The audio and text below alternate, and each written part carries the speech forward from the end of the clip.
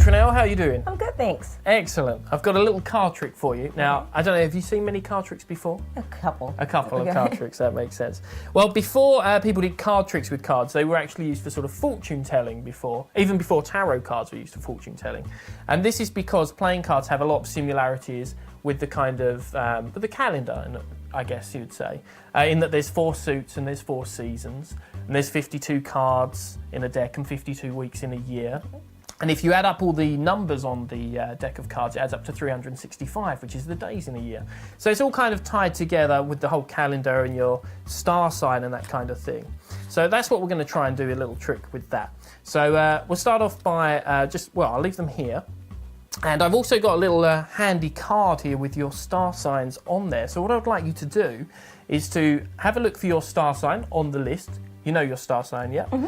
And I want you to take that number of cards off the top of the deck. So I'm Gemini, so I would take 5 cards, and you can hide them in the card box if you like. Okay. But I'll turn away while you do that, and I'll try not to listen very hard as well, just so I can't hear how many cards you take. And then just tuck them into the card box or into a pocket, anything you like, and give me a shout when you're ready to rock and roll. Ready to rock and roll. All right, perfect. There we go.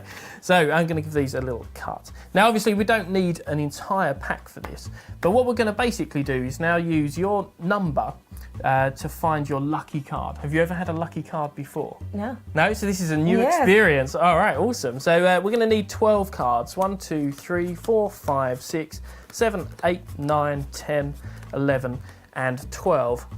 And what will happen is we're going to deal them out into a little chart. So this would be number 1, this would be number 2, this would be number 3. We're going to do it like a clock, basically. 4, that would be 5, that would be 6, and 7 here. That would be 8. This would be 9, 10, 11, and 12. So what we're going to do is count round to find out what your lucky card is. Now, obviously, we've not met before, but I would have, and I'm not very good at all this kind of thing normally, but I would have said you struck me as a sort of Virgo. I'd have said you were a Virgo. Is that right?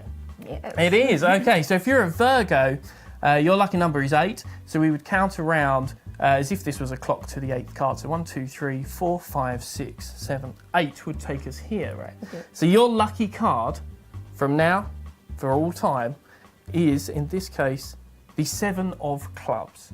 I had a feeling it would be the 7 of clubs, Trinell. I had a feeling I'd meet a Virgo today, and I had a feeling that the lucky card would be the 7 of clubs, because this isn't just a little card, it's actually an envelope. And inside the envelope is a single card from a different deck. Could you take it out for me and show everybody at home? It is your lucky card, the 7 of clubs.